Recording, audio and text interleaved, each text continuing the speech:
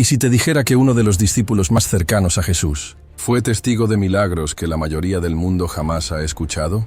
¿Y si te revelara que Juan, el mismo que reposó su cabeza sobre el pecho del Maestro, escribió hechos tan impactantes que fueron ocultados durante siglos? Este no es el Evangelio que conoces. No es el Apocalipsis ni sus visiones celestiales. Esto es algo diferente. Más íntimo, más crudo, más espiritual.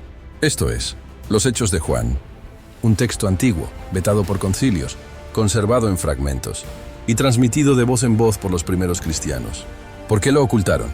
¿Qué verdad contenía que desafiaba las estructuras del poder religioso? Porque en sus páginas Juan no solo predica, resucita muertos, confronta demonios, desarma al pecado más vil con una palabra, y lo más asombroso, ve a Jesús como pocos lo han visto. Un Cristo glorificado que cambia de forma, que brilla como luz, que no deja huellas al caminar. Un Cristo que no era prisionero de la carne, sino mensajero de la eternidad. Este relato no es fantasía ni leyenda. Es testimonio de una fe que encendía corazones y rompía cadenas. Una fe vivida en carne propia por quienes caminaron con el Maestro. Acompáñame en este viaje profundo, místico, desafiante, donde la santidad no es teoría, sino poder que transforma realidades. Donde el pecado no tiene la última palabra. Y donde el amor siempre vence a la muerte. Lo que estás a punto de escuchar podría cambiar la forma en que ves a Juan. Y quizá también la manera en que ves a Jesús. Porque cuando los hombres callan, las piedras claman. Y hoy, los hechos perdidos de Juan están a punto de hablar. Cuando arrestaron a Jesús, muchos huyeron.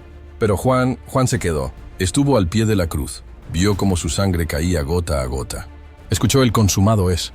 Pero lo que nadie esperaba es que días después el Cristo resucitado lo buscaría a él. No como un fantasma, no como un recuerdo lejano, sino como una presencia viva, imposible de ignorar. En los Hechos de Juan, él no narra una aparición común. ¡No! Dice que lo vio brillar como luz, que su cuerpo cambiaba de forma ante sus ojos, que podía tocarlo, pero también verlo atravesar paredes. Dice que mientras caminaban juntos, Jesús no dejaba huellas en la arena. ¿Qué tipo de cuerpo era ese? ¿Acaso era una ilusión? ¿O era la gloria misma manifestada? Juan dice que en esa manifestación su corazón ardía, que comprendía, de pronto, el verdadero significado de la resurrección. Ya no se trataba solo de volver a la vida, sino de ser lleno de una vida que jamás podría morir. Juan describe a Jesús como un canto, una danza, una vibración eterna, como una luz que envolvía el alma y la hacía vibrar de amor. No todos lo entendieron.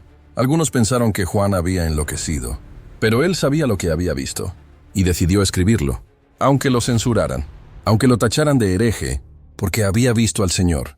Y cuando uno ve al Cristo glorificado, ya no puede callar. Juan no solo describe un Cristo resucitado, describe un Cristo vivo en movimiento, un Cristo que baila. Sí, baila. En medio de la noche, en visiones, Juan lo ve danzar, no como gesto humano, sino como símbolo eterno. ¿Por qué bailas?, pregunta Juan con asombro. Y Cristo responde, danzaba. Y todos los que no entendían pensaban que sufría. Pero yo danzaba con el todo, con el universo, con el Padre. Estas palabras no cabían en la lógica romana, ni siquiera en la lógica de muchos cristianos. Pero Juan lo entendió. Comprendió que Cristo no vino solo a morir, sino a revelar la armonía secreta de todas las cosas. La cruz, el dolor, el silencio, la traición, todo tenía ritmo. Todo tenía una cadencia invisible, una música celestial. En medio de la persecución, Juan vio a Cristo aparecerle como luz pura, una luz que cambiaba, que no podía definirse con palabras humanas. A veces lo veía como un joven, otras como un anciano, a veces como fuego, otras como una suave brisa. Este no era solo el Jesús de Galilea, era el Cristo eterno, el Verbo antes del tiempo. Juan no estaba solo en su experiencia. Otros también veían, otros también soñaban. Pero Juan lo proclamó con valentía, aunque muchos quisieron destruir sus escritos.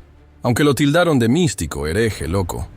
Él sabía que ese Cristo glorioso aún vivía, no encerrado en una tumba, sino danzando en el alma del que se atreve a creer. Juan no escribió para convencer, escribió para despertar. Juan llegó a Éfeso y allí encontró a un joven destruido, rico en apariencia pero pobre en espíritu. Había caído en una vida de robos, violencia y placer sin alma. Era como una oveja perdida que se había olvidado de su pastor. Pero Juan no lo condenó. No lo señaló ni lo expuso públicamente. En lugar de eso, puso su mano sobre su cabeza y lloró por él. Lloró como quien llora por un hijo como quien ve un diamante cubierto de lodo. «Este joven será luz», dijo Juan.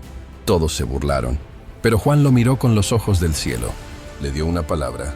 Le habló del Cristo que transforma el barro en oro. El joven, sin entender, sintió fuego en su pecho.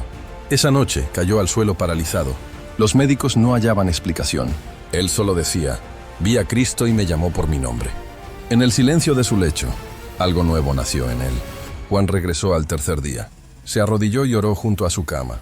Una luz cálida llenó la habitación. El joven se levantó con lágrimas en los ojos.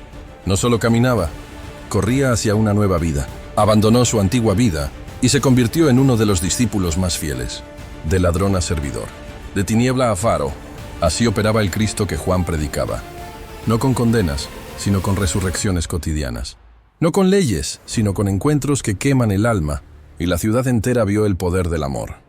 Un amor que no se explica, solo se experimenta. El joven que antes infundía miedo, ahora inspiraba paz. Donde antes se escondía para robar, ahora caminaba con la frente en alto. En cada calle, en cada esquina, compartía su historia. No hablaba como un predicador, hablaba como un resucitado. Yo era sombra, ahora soy reflejo de su luz, repetía. Su voz temblaba, pero su espíritu era firme. Las prostitutas lo escuchaban. Los mendigos se le acercaban. Incluso los mercaderes, al principio escépticos, comenzaron a prestarle atención, porque su vida era prueba viva de que Cristo no es religión, sino poder transformador. Muchos comenzaron a seguirlo, no por él, sino por el fuego que ardía en sus palabras. Y Juan, desde la distancia, observaba con gozo. No necesitaba aplausos. Su recompensa era ver una vida restaurada que ahora restauraba a otros. Éfeso ya no era la misma ciudad. Una atmósfera distinta empezó a tejerse en sus calles.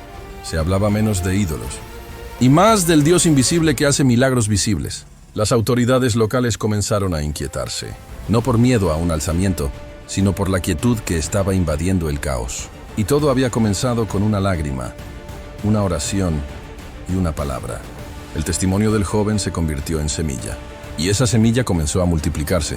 Cosechó arrepentimiento, cosechó esperanza. Porque donde hay una vida tocada por el cielo, hay una puerta abierta para que muchos más entren.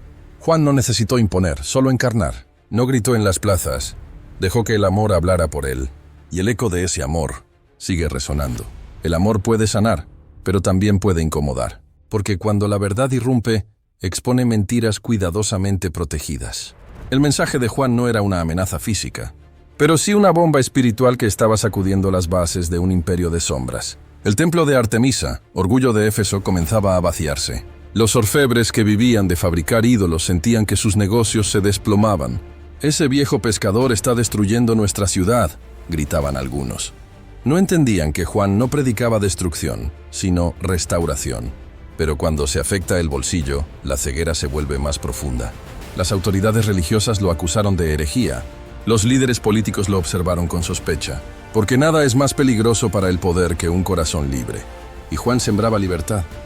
Sin espadas, sin banderas, sin violencia, solo con su testimonio, su ternura y la palabra viva.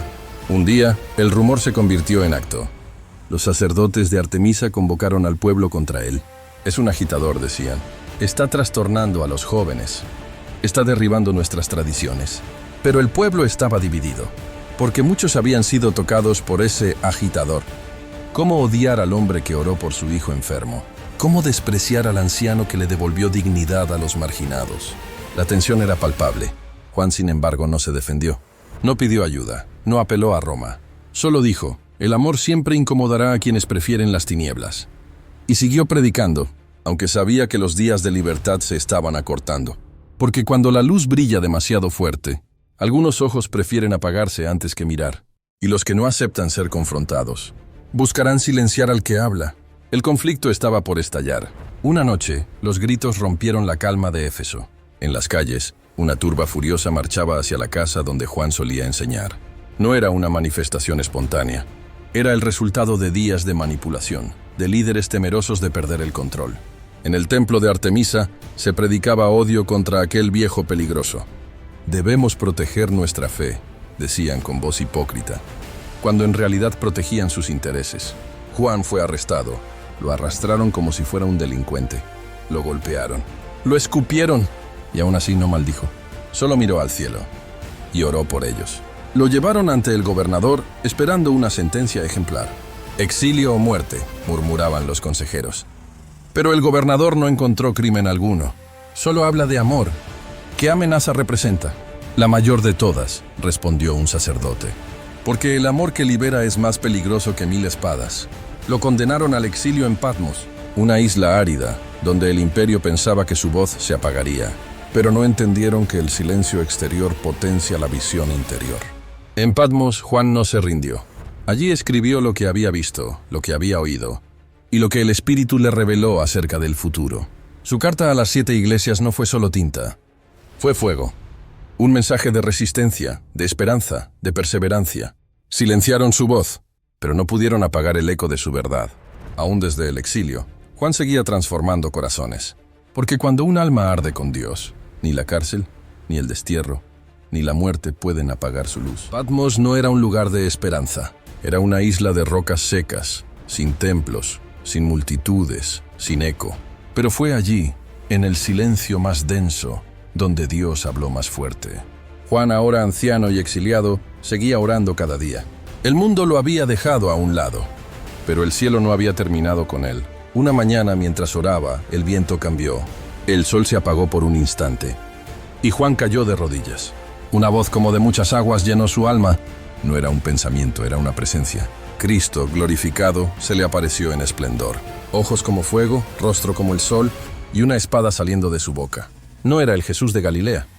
Era el Rey eterno, el juez, el Señor de los tiempos. Juan cayó como muerto ante él, pero una mano tocó su hombro. «No temas, yo soy el primero y el último». El cielo no solo lo visitó, le encargó un mensaje. «Escribe lo que ves, escribe lo que fue, lo que es y lo que vendrá». Y Juan con lágrimas obedeció. Su pluma temblorosa dibujó dragones, trompetas, jinetes, copas. Cada símbolo, una advertencia, un consuelo, una promesa. Lo que el mundo veía como aislamiento, Dios lo usó como plataforma profética. La cárcel se volvió altar, la soledad, un canal para visiones eternas. Lo que fue dado a Juan en secreto, fue revelado para generaciones. Porque cuando el cielo decide hablar, ni los muros ni las distancias pueden detener su voz. Patmos no fue un castigo. Fue el escenario de una revelación inmortal. Las visiones que Juan escribió no fueron metáforas vacías. Cada imagen, cada bestia, cada trompeta, tenía un propósito: despertar, advertir, consolar. No se trataba solo de predecir el fin, sino de preparar el alma para el encuentro con Dios. La batalla entre el bien y el mal no era lejana. Juan vio lo que muchos ignoran. El mundo es escenario de una guerra invisible. Ángeles y demonios se mueven entre bastidores. Imperios caen, naciones se rebelan, pero el Cordero permanece en el centro del trono. El Apocalipsis no fue un libro de terror, fue una carta de amor, con un tono urgente. Juan no quiso asustar, quiso abrir los ojos, mostrar que detrás de lo visible hay una realidad más grande, eterna. Bienaventurado el que lee. Y guarda estas palabras, escribió, porque no basta con entenderlas, hay que vivirlas, prepararse, velar, orar. Juan vio la caída de Babilonia, la marca de la bestia, la adoración perversa, pero también contempló la victoria del Cordero. Vio un cielo nuevo y una tierra nueva. Vio a Dios habitando con los hombres. En Patmos no solo nació una profecía, nació una esperanza incorruptible, un grito sagrado contra la tibieza espiritual, un llamado a la fidelidad, aún en la persecución. Cada visión era un espejo del alma humana. Cada palabra, una antorcha para los tiempos oscuros. Porque si Juan pudo ver todo eso en su aislamiento, ¿cuánto más podemos nosotros discernir si buscamos en oración? El mensaje no ha caducado. Aún arde, aún llama, aún transforma. ¿Estás dispuesto a abrir los ojos? Como lo hizo Juan. El tiempo pasaba y los apóstoles partían uno a uno. Pedro crucificado, Pablo decapitado, Tomás, Bartolomé, Santiago, todos entregaron su vida. Pero Juan permanecía, no porque tuviera miedo, sino porque tenía una misión pendiente. Era el último testigo ocular de Cristo, el único que había escuchado su corazón latir de cerca, y el único que aún lo podía contar. Vivió más que todos, pero no sin dolor. Fue testigo de la ruina de Jerusalén, de la expansión del imperio, y de la corrupción de muchas iglesias. Aún así, siguió escribiendo cartas, palabras de amor, exhortación y verdad. No se cansaba de repetir: hijitos míos, amaos los unos a los otros. Su mensaje era simple, pero ardía como fuego. No necesitaba adornos ni gritos. Su autoridad no venía de títulos, sino del peso de una vida que caminó junto al Mesías. Algunos decían que no moriría, pero Juan sabía que su tiempo también llegaría. No temía a la muerte, temía que el pueblo olvidara el mensaje. Por eso habló, por eso escribió, porque el amor no se puede callar. Sus últimos días fueron tranquilos, pero su espíritu estaba encendido. Miraba el cielo con esperanza. Recordaba aquella voz en Patmos. «He aquí, yo vengo pronto». Y Juan respondía en su corazón: «Amén, sí, ven, Señor Jesús». Fue un anciano, sí, pero también fue el faro de una generación. Su vida fue una vela que ardió hasta el final, para que tú y yo nunca olvidemos quién es Cristo. Juan no fue solo un testigo, fue un eco vivo del corazón de Dios, un alma tan cerca del Cordero, que aprendió a latir al ritmo de su amor. Su legado no está encerrado en un libro polvoriento, sino latiendo en cada alma que busca la verdad. Él nos mostró que el Evangelio no es teoría, es una relación viva, íntima, ardiente. Mientras muchos hablaban de poder, Juan hablaba de amor. Cuando el mundo quería guerra, él proclamaba paz. En un imperio de oscuridad, él hablaba de luz, y lo hizo sin espada, sin ejército, sin riqueza, solo con una pluma y un corazón transformado. Su vida fue una carta abierta, escrita con lágrimas, revelaciones y fuego. Cuando Juan cerró sus ojos por última vez, el cielo no lo recibió como a un simple siervo, sino como al amigo íntimo del Rey de Reyes. Porque Juan no solo predicó a Jesús, Juan lo amó. Hoy su testimonio sigue vivo, en cada página de su Evangelio, en cada verso del Apocalipsis, en cada palabra de sus cartas y en cada corazón que decide amar como él. Porque más allá de los milagros, más allá de las visiones, lo que más impactó a Juan fue el amor encarnado.